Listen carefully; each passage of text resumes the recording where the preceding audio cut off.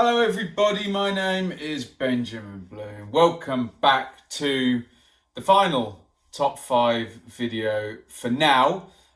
If you've been watching all week, you'll know that this video should have gone out on the Friday. I did make it, but it was then blocked because I had images of me watching the actual goals that I'm about to talk about. So I've remade it and I will tell you what my top 5 goals are rather than showing you, but don't worry, I'm not being rebellious about that. I do understand that I don't own the copyright to that footage. So I will use the power of the English language to describe to you my 5 best goals I have seen this season. I would normally say championship, but you'll see why there is a caveat to me saying championship in this video. So I've seen 78 games, 194 goals, and these are the 5 that I think are the best. And I must say, I do count stakes and narrative as part of what makes a goal great, rather than just how hard can someone hit the ball in a meaningless game.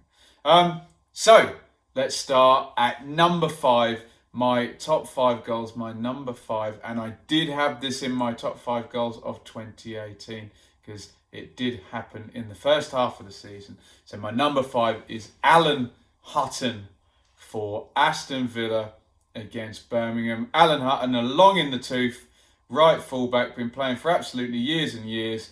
We know that scoring goals and dribbling and bending the ball around the keeper is not necessarily what he is famous for, although he is famous for getting up and down the line a bit. Nickname obviously is the Scottish Cafu, although I always thought that was a bit sarcastically from the Villa fans. And it's a big game and it's a big crowd. It's Villa, Birmingham, it's a Sunday, and it's a bit of a mad game as well. 1-0 Birmingham, Jukovic scores, then 1-1, 2-1 to Villa, 3-1 Birmingham, get it back to 3-2.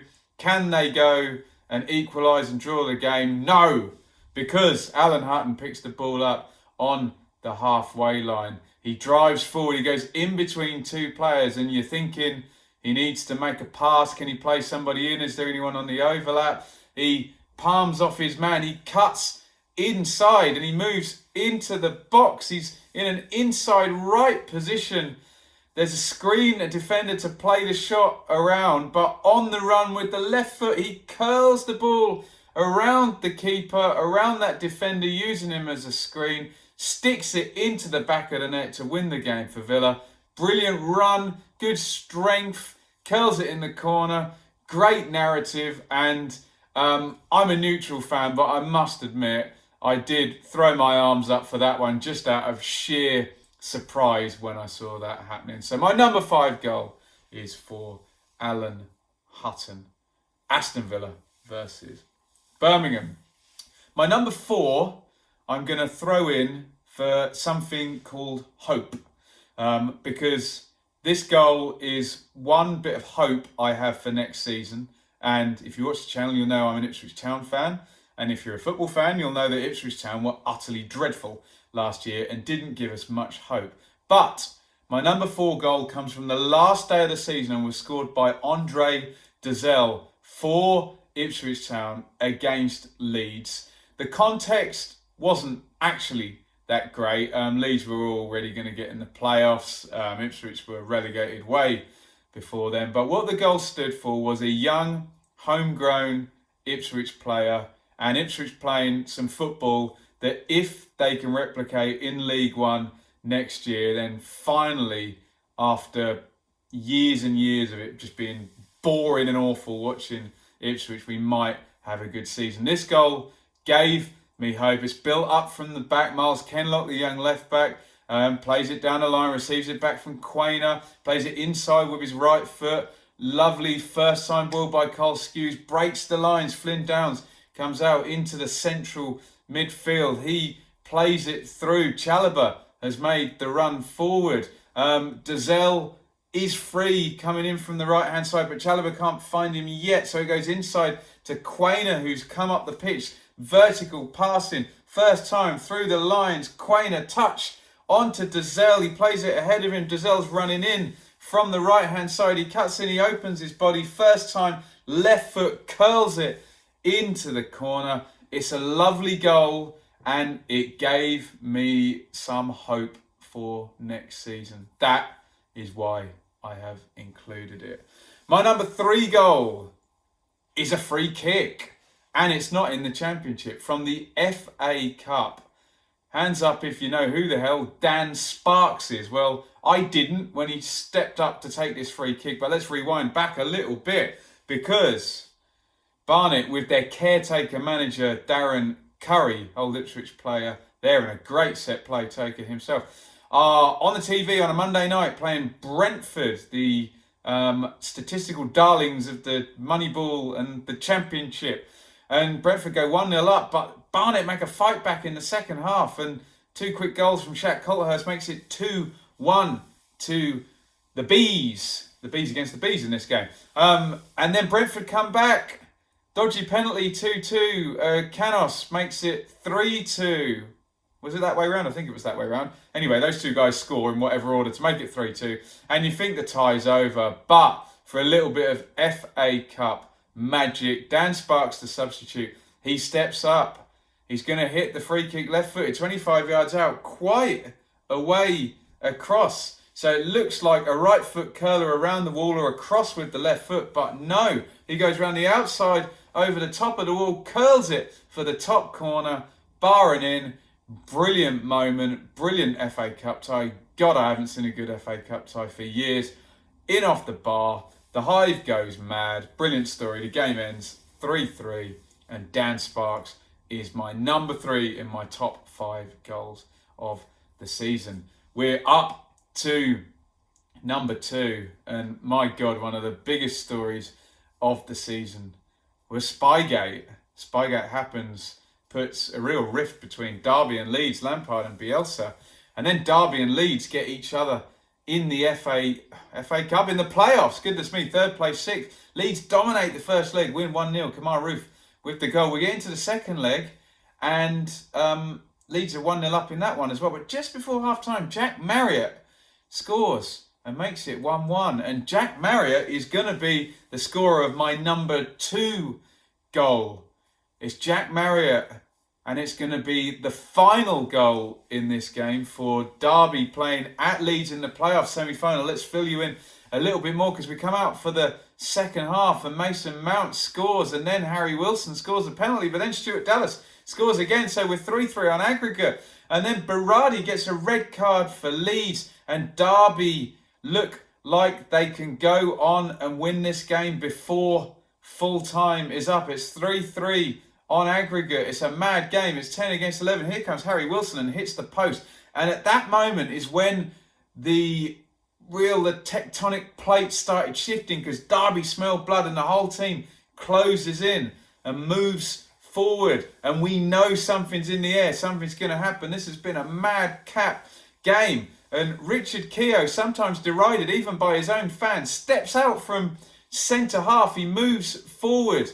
I think it's Mount has the ball and Keogh charges forward, and we know this unsettles defences when a centre-half just charges out of defence. What do? We haven't planned for this. Keogh receives the ball. He's right up about 30 yards out, and he plays a beautiful first-time ball in behind Marriott, and this is the moment. Can they seize the moment? He's in behind. Kiko Casilla comes charging out to narrow the angle. Marriott bears down on him and dinks it over.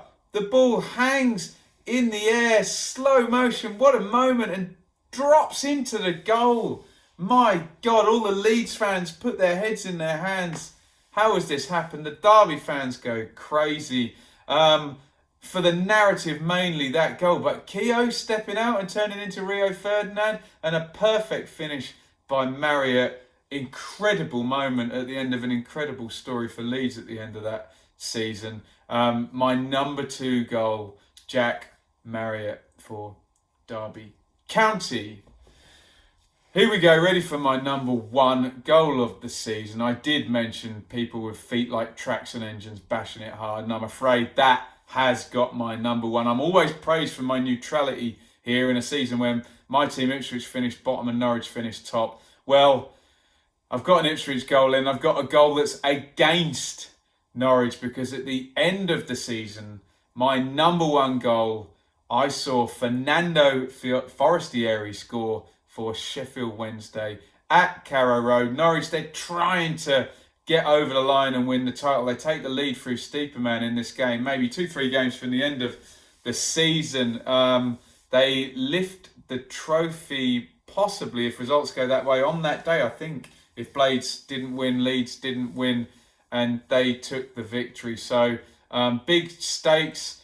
But Sheffield Wednesday coming back into the game in the first half. Iorfa has it down the right, and so it goes into Forestieri, and Tribal closes it down, and it's not great play by Forestieri. He tries to take him on, he goes the wrong way. Tribal is in the right place, but the ball goes a little bit loose, and Tribal stands off fatally for about half a second. Forestieri shifts the ball slightly to his right. He's in the middle of the goal, 30 to 35 yards out, and it's an audacious shot. You think the XG of that must be 0.0001. He faces kind of towards the far touchline, swipes the shot with his right foot, and my God, in real time, he hits this so hard, and the ball flies towards the goal, swerves to Tim Krul's right hand side. Krul throws himself across the goal. He's got a good look at this because it's so far out, but it's coming so fast he can't get near it. The ball curls outwards and into the top corner. My God, it hits the net. You get the sense of shock. You get the big cheer from the Sheffield Wednesday fans in the corner of the stand I was sat in. And then fair play to some Norwich fans, because you did get a smattering of applause. They knew they were getting promoted, so they were in gracious mood anyway. What a goal by Forestieri. I normally go for team goals or chips or curlers or, more subtly technical goals. But my God, what a strike that was by Fernando Forestieri. That is my top 5 goals. This is a very subjective video. The feedback in the comments has been great for all of these. The criteria I've got is I had to be present in the ground for the goal. So if you want to let me know what your favourite goal is, or your top 5 goals, or your top 3 goals that you saw in the flesh this season, that's the only criteria. So don't have a pop at mine. Just pop your own in. I'm really eager to hear which ones you saw that made you go, wow, what a goal. Very subjective, very personal, so really eager to hear what people think. And judge it how you like. If you don't think narrative or stakes matters, that's fine. Just judge the goal. It could be a complete non-event that had some overhead kick in. Throw that one in there. All a little bit of fun. Thank you everybody for watching these top 5 videos. Sorry this one today had somewhat of a delay. I'm learning all about the YouTube copyright strikes and laws, and I don't want to fall foul of that while I'm trying to build my channel. So I've done a re-record today, and we're a day behind. Please get suggestions in for videos I can make before we get round to July and things start hotting up and we can preview things properly once signings and whatnot have come in. I might try and do another themed week if it's not a top 5 week. So please, ideas, really I could do with them, just to keep the channel ticking over and making sure those numbers don't die before the season starts off. Again, follow me on Twitter at Benjamin Bloom. Hit the subscribe button, hit the bell, and we'll try and keep the content as regular as we can. But you need to be in situ, ready for the start of the season, where I'll see if I can top 78 games and match reviews for you. Previews, live streams, reviews, interviews, all of it. Hit the subscribe button now and get strapped in, ready for next season. Thank you for watching. Get your favourite goals in that you saw in person. Don't have a go at mine. Just tell me what yours are. And I'll see you very soon with some more content. Thank you.